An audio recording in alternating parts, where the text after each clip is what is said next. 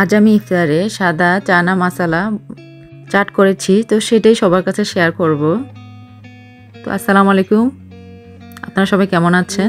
তো আমি আমার চলে আসলাম ছোট ভালোবাসা কিচেন ঘরে। তো সেজন্য আমার চানা সিদ্ধ করে নিয়েছি লবণ আর সামান্য হলুদ দিয়ে। তো এখানে আমি সমুচা পেস্ট্রি শিট নিয়েছি, সেগুলো কিছু জুলিয়ান আকারে কিছু আমি করব, স্কোয়ার আকারে কেটে নেবেন আপনাদের পছন্দ মতো।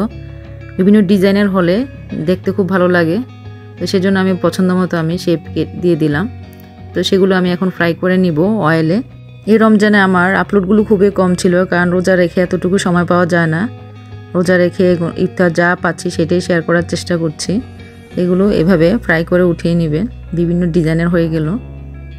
তো এইভাবে আপনার পছন্দ মতো আলু স্কোয়ার আকারে কেটে নেবেন। সবগুলো স্কোয়ার আকারে হবে, ছোট ছোট একই সাইজের হবে।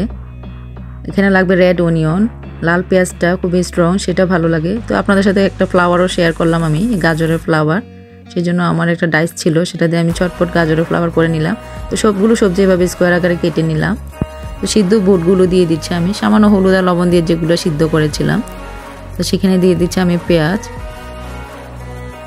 হাফ কেজি সিদ্ধ করা বুটে অর্ধেকটা বা আস্ত একটা পেঁয়াজ, পছন্দ মতো গাজর দিয়ে দিবেন আপনার স্বাদ মতো। আপনারা কাঁচামরিচ, গ্রিন চিলি, এখানে আমি টমেটো দিয়ে দিলাম একটা আস্ত স্কোয়ার আকারে কাটা।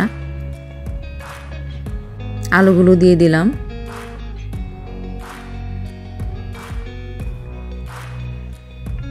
এখানে দিয়ে দিচ্ছি পুদিনা পাতা, মোস্ট ফ্লেভারের জন্য আমার খুবই পছন্দ পুদিনা পাতা, খুবই স্বাস্থ্যকর আপনারা জানেন।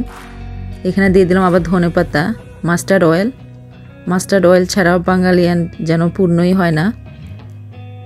তো মাস্টার্ড অয়েলের ফ্লেভারটা বেশি স্ট্রং হয়। সাথে তেঁতুলের পাল বা আমি দিয়ে দিচ্ছি টারমারিক সস।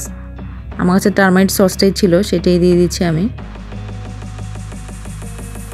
একটা বড় বলে ট্রান্সফার করে নিচ্ছি যা মাখার সুবিধার্থে।